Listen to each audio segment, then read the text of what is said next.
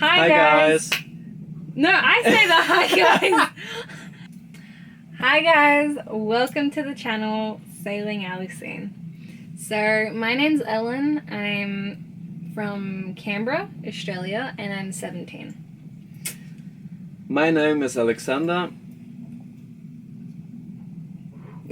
Shit. No, just keep going. No. Yes. My name is Alexander. I'm from Germany, specific the countryside of Bavaria, and I'm 23 years old. Before I came here, I was at school, and my hobbies mainly included tennis, but also a lot of seasonal sports. So during the summer, I would do scuba diving and snorkeling and a bit of surfing, mainly stuff down at the beach, but also hiking. And during the winter, I would do more skiing.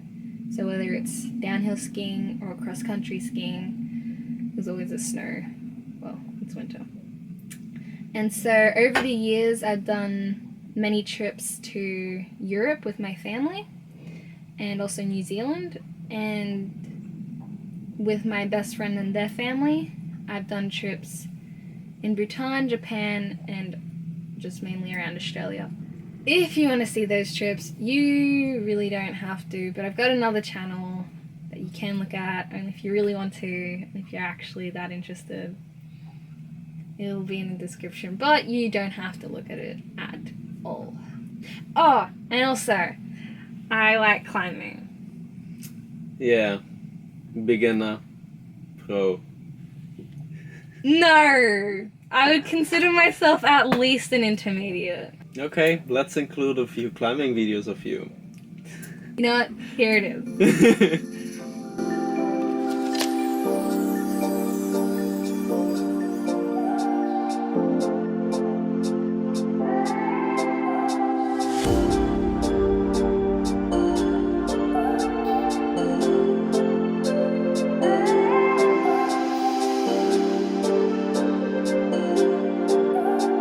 And then there are the ones for me.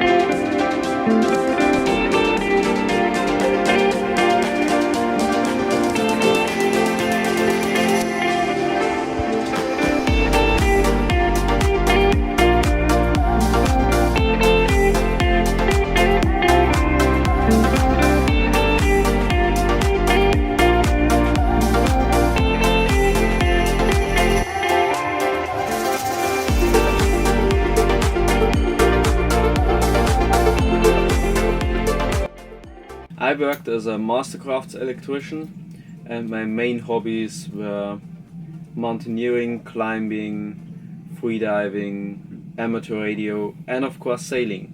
What are your previous sailing experiences? I got a very, very extensive experience in sailing. When I was 10, I did one full week of day sails on Lake Burley Griffin in Canberra. I see. Yeah, they even didn't teach you how the parts of the boat called. No. I learnt them. You see, I didn't know them before. Putting up the wing and the pole, the main. The what? The wing. The wing sail. But now I know them. Good. So my previous sailing experience is mainly on a 42-foot catamaran of a friend of mine and a few day sails with monohulls. So in the end of last year, pretty much before 1 year, I was on a business trip in New Caledonia, and I decided to go after the business trip to New Zealand to visit there a few amateur radio friends. And later on, I decided to do a bit of mountaineering stuff. Yeah, okay. So.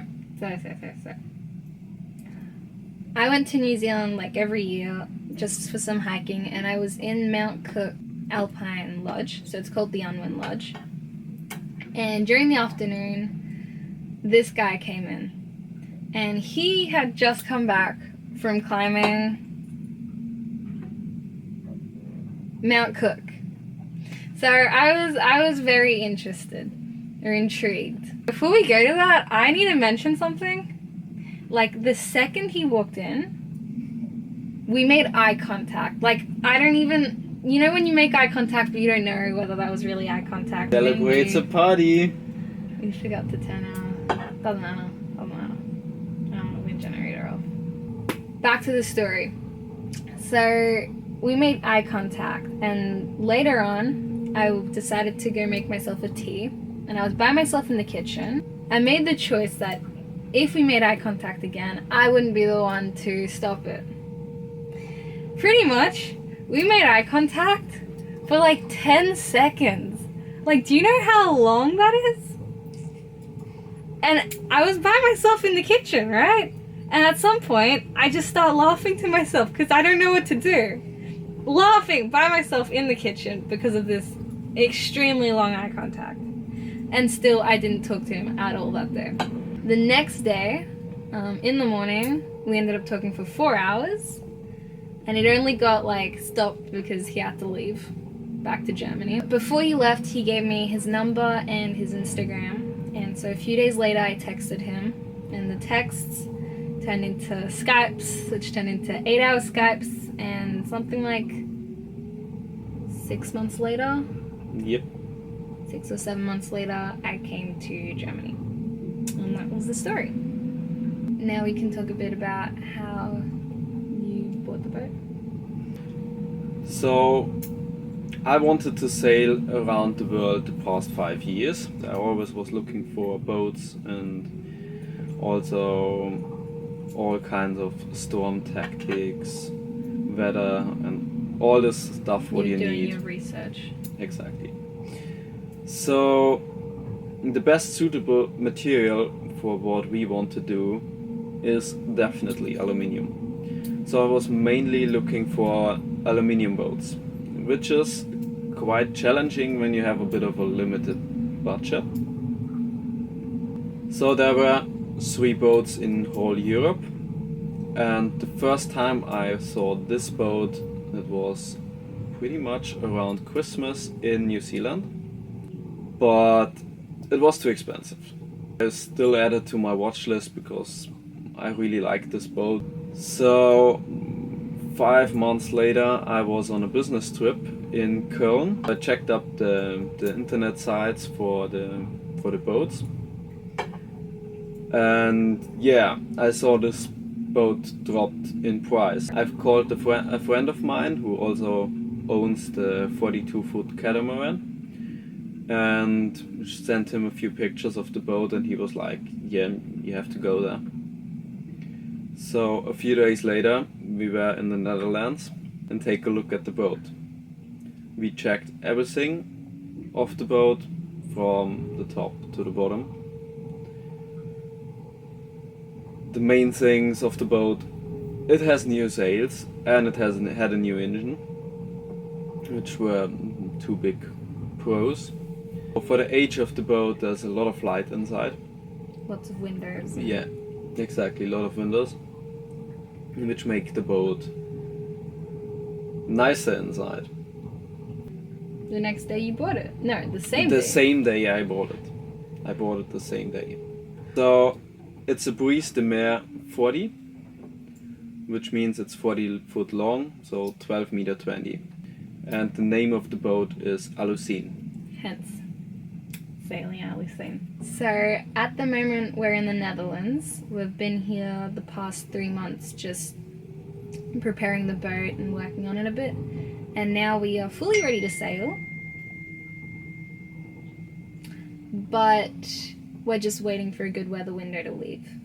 So we'll say the plans, what are our plans for sailing, but just a quick disclaimer that the plans are always changing, that because of the weather and because of COVID as well, nothing's fixed. But this is the general overview. As soon as possible, we want to leave the Netherlands, go into the North Sea, and then the English Channel and go to Brest in France.